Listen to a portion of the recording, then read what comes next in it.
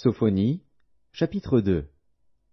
Rentrez en vous-même, examinez-vous, nation sans pudeur, avant que le décret s'exécute et que ce jour passe comme la balle, avant que la colère ardente de l'Éternel fonde sur vous, avant que le jour de la colère de l'Éternel fonde sur vous.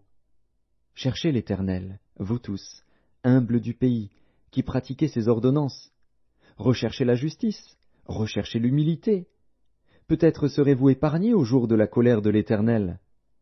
Car Gaza sera délaissée, Ascalon sera réduite en désert, Asdod sera chassée en plein midi, Écron sera déraciné.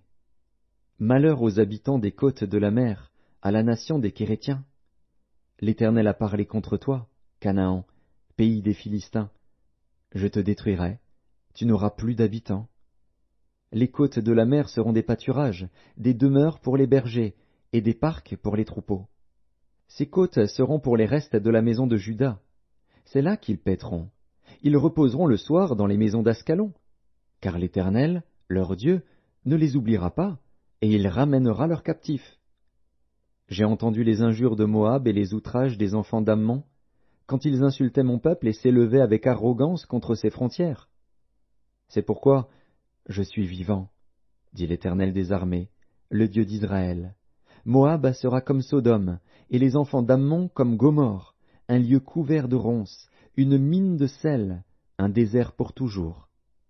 Le reste de mon peuple les pillera, le reste de ma nation les possédera.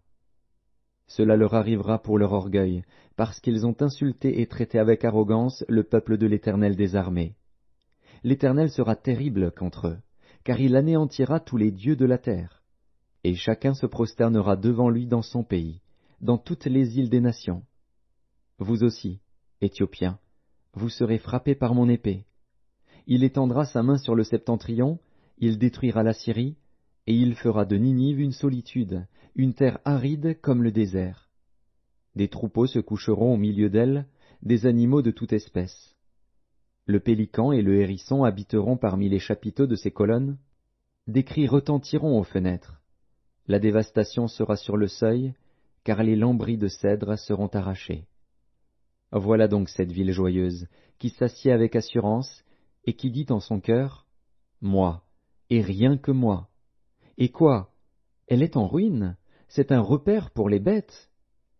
Tous ceux qui passeront près d'elle siffleront et agiteront la main.